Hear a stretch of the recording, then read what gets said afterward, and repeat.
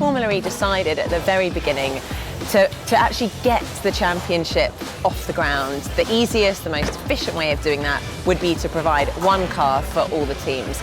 And Renault set about basically creating the Spark Renault with Spark Renault SRT01E, and that is the car that you can see behind. Obviously each team have their own liveries. Williams have created the battery. The battery unit consists of, I think it's approximately 150 lithium-ion battery cells. And if you think about it, it's very similar to the lithium-ion cell that you'd get in an iPad.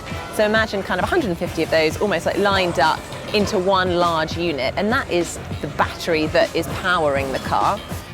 McLaren have also provided the motor, and the motor has come from the P1. So pieced together basically this first Formula E car, and I think it's been brilliant that all teams have had the same car because it's made the racing really, really exciting. The plan is for season 2 that it's opened up to a Constructors' Championship, but only in terms of the motor and gearbox. So you're not going to be able to change the aerodynamics, and you're not going to be able to change that Williams battery. 2 of the teams are going to remain with the Formula E car that's been provided for this year, and 8 others are developing their own. So the most important thing that all these drivers have had to consider for the very first time is energy management. So it's just the equivalent of fuel saving as well. Each car is given 28 kilowatt hours of energy, and throughout the race you need to manage that.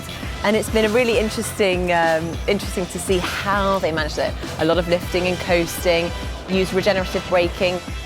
So there are different ways that you can manage the battery. I mean, actually Nelson Piquet, whose car we're sitting right next to, is the king of battery management. And I think that's where this championship can be won and lost.